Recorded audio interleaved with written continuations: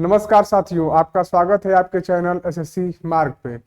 तो हम जैसा कि पिछले कुछ दिनों से आपको एसएससी के जो कुछ इकोनॉमिक्स के प्रीवियस ईयर क्वेश्चंस है उनकी आपको प्रैक्टिस करवा रहे हैं। तो आज हम कुछ क्वेश्चन जो है कि आपके लिए और लाइन लेके आए हैं, जो कि निम्नलिखित दिए गए हैं। तो आइए देखते हैं पहला क्वेश्चन है कि निम्नलिखित में से किसे कागजी कर कहा जाता है। कागजी कर का मतलब ये होता है कि जिसपे मतलब डॉक्यूमेंटेड फॉर्म में होता है ये सब। बस डॉक्यूमेंटेड इन द सेंस कि जो कि एक लिखित दस्तावेज होता है, उसको हम लोग कागजी कर बोलते हैं।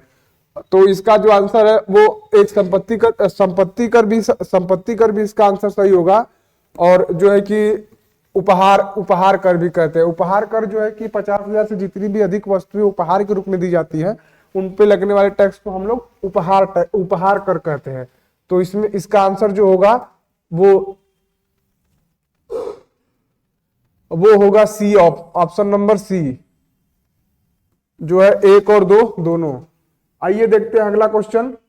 तो अगला क्वेश्चन है कि कर अदायगी के समस्त मूल्यों को मापने वाली सकल घरेलू उत्पाद जीडीपी की मूल्यांकन पद्धति। जीडीपी की मूल्यांकन पद्धति का मतलब यह है कि जो जीडीपी को दर्शाने का एक तरीका होता है, उसको पूछ रहा है कि किस विधि से दर्शाया जाता है। इसमें तो जो है कि इसका जो मेन मेथड होता है वो इनकम मेथड होता है वो होता है। तो इसका ऑप्शन जो होगा वो होगा डी। लेकिन इसमें व्यय विधि भी होती है कि एक आदमी द्वारा व्यय का प्रवाह, एक इकोनॉमी में व्यय का प्रवाह कितनी तेजी से हो रहा है। और मतलब आय का मतलब ये है कि उसमें जो है कि आपको जो मिलने वाली मजदूरी है, आपको आपके द्वारा जो पे किए जाते हैं टैक्सेस, उनको जोड़ा जाता है। फिर उसमें जो है कि आपका जो इन्फ्लेशन रेट है उसको जोड़ा जाता है। और जो कि इसमें जो रेंट पे करते हैं आप, जो कि किराए का जो मकान देते हैं उनको बोलते हैं। तो उसको हम लोग आय विधि में जो है कि कैलकुलेट करते हैं। और जीडीपी का जो मतलब जीडीपी कैलकुलेट करने का जो बेसिक तरीका होता है उसको हम लोग इनकम मेथड या फिर आय विधि बोलते हैं। और व्यय विधि जो होती है वो ठीक इसका विपरीत होता है। इसका मतलब कि एक व्यक्ति कितना किसी इकोनॉमी में कितना अपना पैसा खर्च कर रहा है, मतलब कितना कोई सामान खरीद रहा है, कितनी मतलब किसी कंपनी या फिर किसी अन्य वस्तु की खरीद कर रहा है, या फिर किसी कंपनी की जो है क्या सर्विस ले रहा है, उसमें जो व्यय होता है उसको हम लोग व्यय विधि बोलते हैं। और उत्पाद विधि में जो है कि इसमें उत्पाद का कितनी तेजी से जो है कि जो प्रोडक्शन होता है उसको हम लोग उत्पाद विधि बोलते हैं। आइए देखते हैं अगला क्वेश्चन। तो अगला क्वेश्चन है कि देश में उत्पादित वस्तुओं पर लगाए गए कर को क्या कहते हैं। जैसा कि आप इस आंसर को जो है गेस से कर सकते हैं कि उत्पादित का मतलब क्या होता है कि जो चीजें उसी देश में बनी हुई है। और उस देश में बनने का मतलब कि उनका जो प्रोडक्शन है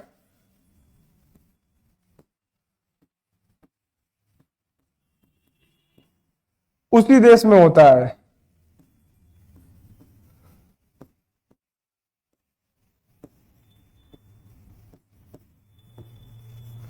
और ये अगर प्रोडक्शन उसी कंट्री में होता है तो इसको हम लोग उत्पादन कर बोलते हैं। उत्पादन कर जो है इसको हम लोग बोलते हैं कि जब उत्पादन कर उस कर को बोलते हैं जब किसी देश में जो है जो वो चीजें प्रोडक्शन, जिन चीजों का प्रोडक्शन होता है उन पे टैक्स लगता है, तो उसको हम लोग उत्पादन कर बोलते हैं। और एंटी डंपिंग ड्यूटी जो होती है वो जब कोई सामान जिससे कि जो कि अपने जो दूसरे देशों में निर्यात किया जाता है, लेकिन जिस देश का उसका कंट्री ऑफ ओरिजिन रहता है वहां पे महंगा और दूसरे देशों में सस्ता मिलता है, तो वहां पे फिर जो है कि एक ड्यूटी लगाई जाती है जिसको हम लोग एंटी डंपिंग ड्यूटी बोलते हैं। जो जिससे कि ये एंटी डंपिंग जो डंपिंग होता है, इसका मतलब ये है कि उसको एक तरह से सस्ता बेच के वहां अपना प्रभुत्व जमा, अगर कोई दूसरा देश है जैसा कि इस टाइम चाइना कर रहा है भारत के साथ, कि भारत में जो है चीजों को डंप करता है, यानी इन द सेंस कि वो ज्यादा प्रॉफिट कमाने की नहीं सोचता, ज्यादा क्वांटिटी में, और अपने जो भारतीय मार्केट है उसको अपने ऊपर रिलायबल करना चाहता है। और अगर एक बार भारतीय मार्केट उसके ऊपर रिलायबल हो गए तो फिर हमें जो है कि बहुत ज्यादा परेशानी करनी पड़ेगी, क्योंकि वहां पे जो है फिर हम अपना प्रोडक्शन नहीं कर सकते, क्योंकि वो बनी बनाई जो उनकी इंडस्ट्रीज है वो सस्ते रेट पे हमें जो है कि वस्तुएं प्रोवाइड करती रहेंगी, और जो हमारी घरेलू इंडस्ट्रीज है वो उस हिसाब से प्रोडक्शन करेंगी, तो उनका जो खर्चा आएगा वो ज्यादा आएगा और चीजें महंगी मिलेंगी, तो जो जनता है वो महंगी चीजें खरीदना प्रेफर नहीं करेगी। और जो है कि क्वालिटी भी, इनकी जो क्वालिटी होती है वो भी अच्छी होती है। चाइना वालों की जैसा कि आपको कहा जाता है, चाइना का सामान जो होता है चला तो चांद तक, नहीं चला तो शाम तक। वही हाल है इनका कि जब अगर इनका चाइनीज सामान अगर चल गया तो बहुत दिनों तक चलता है, अगर नहीं चला तो एक दिन में ही खराब हो जाएगा।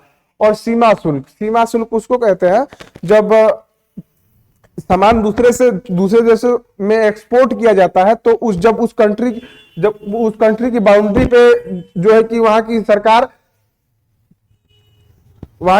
जो है उस कंट्री की बाउंड्री पे वहां की सरकार जो है वहां पे उसकी सेनाएं या फिर सेनाएं जो है कि वहां पे सेनाएं रखती है, जो कि वहां पे जब कोई भी विदेशों का सामान जब वहां पे निर्यात होता है तो उस पर एक टैक्स लगाया जाता है, जिसको हम लोग कहते हैं सीमा शुल्क। और संपत्ति कर अब नहीं लगता है, पहले लगता था, जैसे कि जिसके पास जितना ज्यादा संपत्ति रहेगी उस पे संपत्ति के हिसाब से कर लगाया जाता था। तो इसका जो आंसर है वो आंसर नंबर जो है कि बी होगा, उत्पादन कर। आइए देखते हैं अगला क्वेश्चन। तो अगला क्वेश्चन है कि कुछ स्थिर मूल्य समुच्चय कांस्टेंट सेट पर गणना की गई सकल घरेलू उत्पाद को कहा जाता है। तो इसका देखिए क्या दिया है कि कुछ स्थिर मूल्य समुच्चय कांस्टेंट सेट पर गणना की गई सकल घरेलू उत्पाद को क्या कहा जाता है। तो इसका जो आंसर होगा वो ए होगा, वास्तविक सकल घरेलू उत्पाद। वास्तविक सकल घरेलू उत्पाद, इसका मतलब यह है कि जो चीजें रियल है, जो रियल जीडीपी है, उसको दर्शाने का एक तरीका होता है जिसको हम लोग वास्तविक सकल घरेलू उत्पाद कहते हैं। और एक ये जो दिया है नाममात्र जीडीपी, इसको हम लोग नॉमिनल जीडीपी कहते हैं। मतलब ये एक तरह से प्रेडिक्ट कर दिया जाता है कि आने वाले, जैसे कि इस टाइम भारत का जो है भारत की जो इकोनॉमी है उसको नॉमिनल जीडीपी के टर्म में बता दिया गया है कि भारत की जो आने वाले सालों में आने वाले एक साल में जो है कि भारत की जीडीपी जो है कि 4 ट्रिलियन डॉलर को क्रॉस कर जाएगी। और जो वर्तमान जीडीपी है इसको हम लोग कैलकुलेट करने के लिए जो नॉमिनल जीडीपी होती है,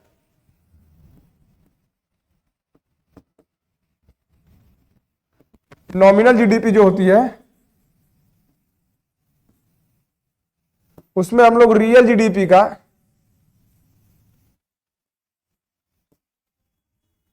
भाग देके 100 का गुणा कर देते हैं, तो जो है वर्तमान जीडीपी हमारी निकल जाती है। आइए देखते हैं अगला क्वेश्चन। तो अगला क्वेश्चन है कि जीएसटी बिल में कितने प्रकार के टैक्स स्लैब है। इसमें टैक्स स्लैब पूछा है, तो जीएसटी बिल में जो है कि 4 प्रकार के टैक्स स्लैब होते हैं, जो कि ऑप्शन नंबर डी दिया है। और 4 प्रकार के टैक्स स्लैब 5%, 8%, 18%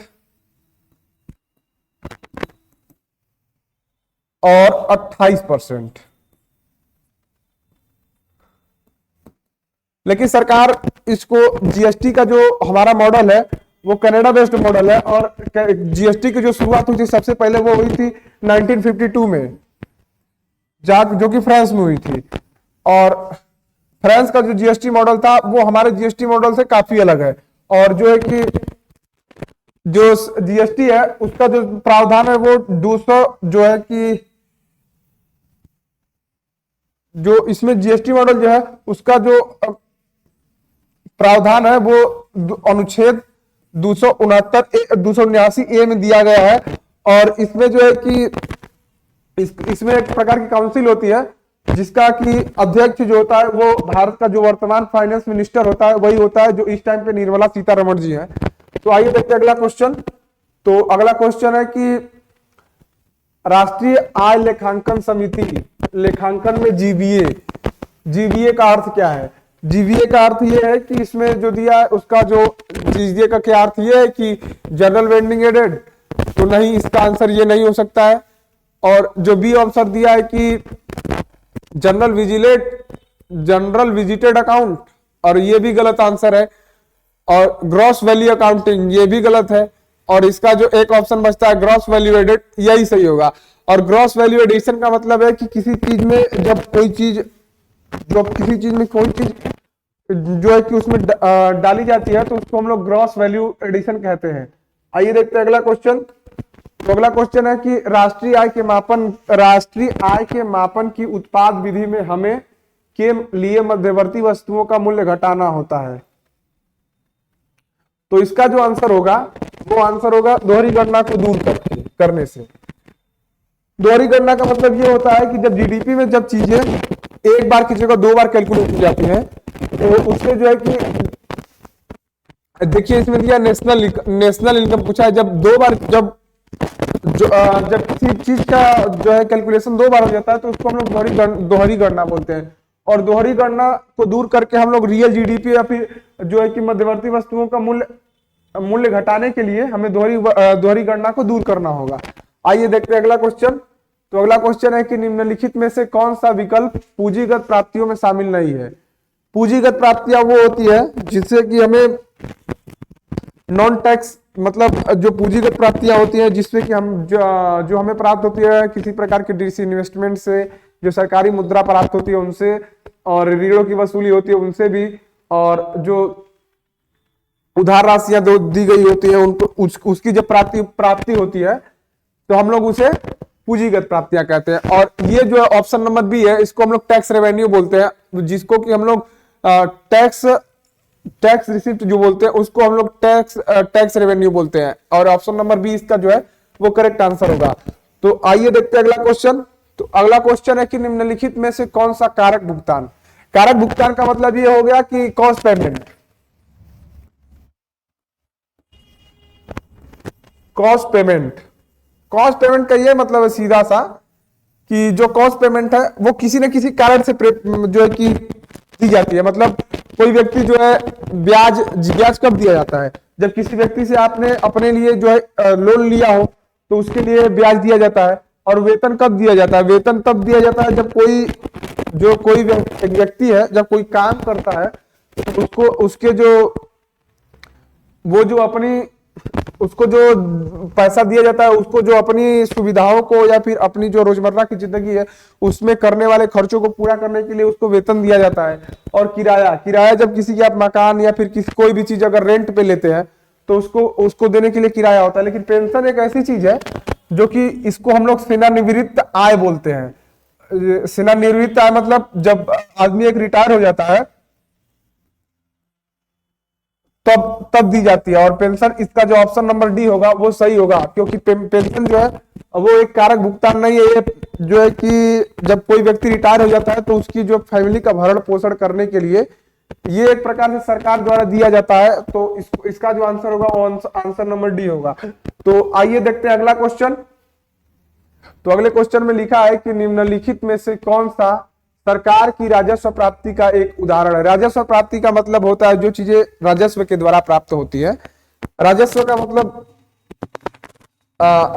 मतलब ये है कि जो चीजें नॉन टैक्सेबल होती, मतलब नॉन टैक्स राजस्व मतलब कि जो चीजें टैक्स कलेक्शन से जो है कि प्राप्त की जाती है। राजस्व का साफ साफ मतलब होता है कि जो व्यक्तियों से सरकार को दिया जाता है, ये कोई डिसइन्वेस्टमेंट नहीं होता है और ये कोई कर भी नहीं होता। मतलब ये एक प्रकार का कर होता है जिसको कि सरकार द्वारा एक एकीकृत कर दिया गया है। और इसका जो आंसर होगा वो होगा जीएसटी, ऑप्शन नंबर सी। और जो उसमें दिया है कि पहला ऑप्शन आपको दिया है कि सार्वजनिक क्षेत्र की कंपनियों के शेयरों की बिक्री से होने वाली प्राप्तियां, अगर सार्वजनिक क्षेत्र के बिक्री शेयर अगर बेचे जाएंगे तो हम इसको जो है कि डिसइन्वेस्टमेंट बोलते हैं। अगर डिसइन्वेस्टमेंट होगा तो उससे जो प्राप्त होगा उसको हम लोग पूंजीगत प्राप्तियां कहते हैं या फिर कैपिटल गेन बोलते हैं। और डिसइन्वेस्टमेंट का मतलब है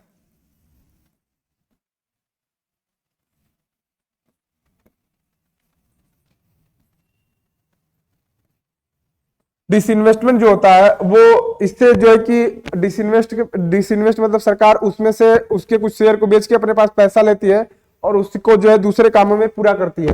और ऋणों की वसूली, ये भी ऋण की वसूली जो है कि ये पूंजीगत प्राप्ति है और ये भी पूंजीगत प्राप्ति है। और जनता से उधार लेना मतलब कि एक प्रकार की सहायता की, जनता से जो सहायता की अपेक्षा करना कि जैसे कि कोविड के टाइम में पीएम केयर्स फंड स्टार्ट हुआ था तो जो है जनता से पैसा लिया गया था इसका जो ऑप्शन नंबर सी है वो जीएसटी दिया है, तो इसका जो राजस्व है वो जीएसटी होगा। आइए देखते हैं अगला क्वेश्चन। तो अगला क्वेश्चन है कि गैर कर नॉन टैक्स रेवेन्यू। तो नॉन टैक्स रेवेन्यू का मतलब क्या है कि इसमें जो राजस्व प्राप्तियां होती हैं उनमें जो है वो नॉन टैक्स रेवेन्यू का ही हिस्सा होती है, तो इसका जो आंसर होगा वो राजस्व प्राप्तियां होगा। और पूंजीगत प्राप्तियों का मतलब जबकि जैसे कि आपको पिछले क्वेश्चन में मैंने बताया है कि पूंजीगत प्राप्तियां जो होती है उसमें डिसइन्वेस्टमेंट होता है, जो सरकारी जितनी भी सरकारी कंपनियां हैं जिसको हम लोग पीएसयू पब्लिक सेक्टर यूनिट बोलते हैं, उनका जब डिसइन्वेस्टमेंट या फिर सरकार जब उनका जो एक शेयर बेच के जब पैसा लेती है तो उसको हम लोग डिसइन्वेस्टमेंट बोल देते हैं। और जब पूंजीगत प्राप्तियां होती है उनमें जो विदेशों से प्राप्त होने वाले जो धन है उसको भी हम लोग पूंजीगत प्राप्तियां ही बोलते हैं।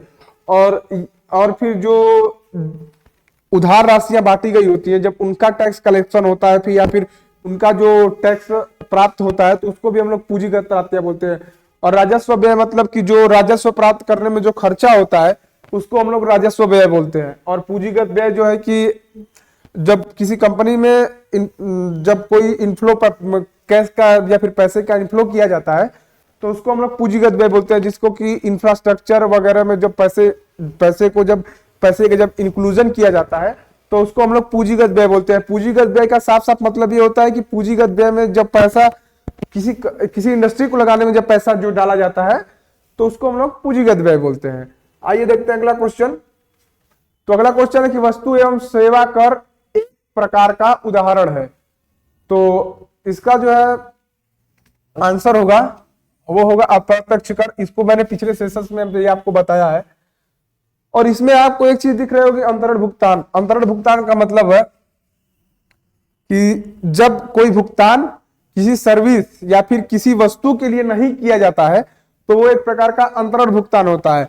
ये बस जब कोई मुआवजा दिया जाता है या फिर जो कोई मतलब जब किसी व्यक्ति की डेथ हो जाती है या फिर जो सब्सिडीज वगैरह दी जाती है उसको हम लोग अंतरण भुगतान बोलते हैं। ये किसी वस्तु या फिर सेवा के लिए किया जाने वाला पेमेंट नहीं होता है।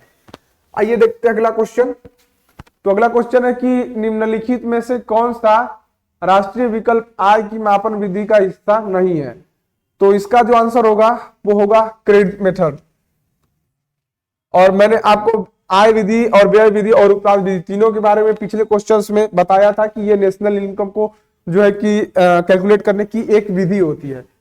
और अगला क्वेश्चन है आपका कि यदि सकल राजकोषीय घाटा निवल घाटे का मूल्य जो है निवल ब्याज दायित्व से अधिक होगा तो सकल प्राथमिक घाटे का मूल्य होगा।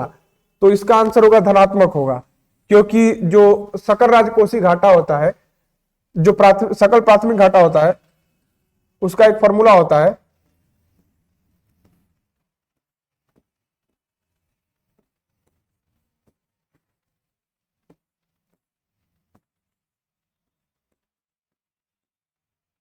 सकल प्राथमिक घाटा इक्वल टू जो सकल राजकोषीय घाटा है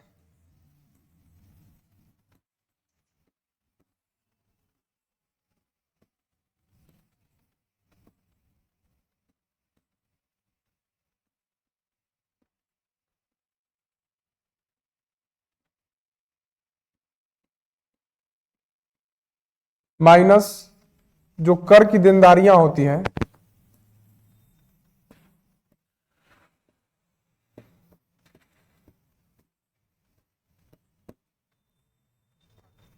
यही एक फॉर्मूला होता है। और जो है कि सकल राजकोषीय घाटा, इसमें देखिए क्या किया है कि क्या कह रहा है कि सकल राजकोषीय घाटा जो है वो निवल ब्याज दायित्व से अधिक है। तो ये चीज जब अधिक है और अधिक में से जब कोई चीज कम घटती है तो वो चीज पॉजिटिव ही आती है। तो इसका जो आंसर होगा वो धनात्मक होगा और ऑप्शन नंबर ए इसका सही आंसर होगा। आइए देखते हैं अगला क्वेश्चन। तो आइए अगला क्वेश्चन दिया है कि जो जीडीपी किसी देश की अर्थव्यवस्था का जो सूचक है उसमें डी का मतलब क्या होता है। तो इसमें डी का मतलब जो होता है वो डोमेस्टिक होता है और जीडीपी का जो फुल फॉर्म होता है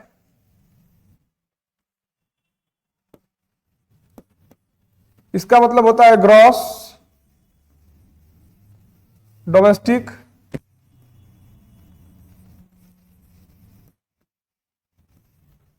प्रोडक्ट,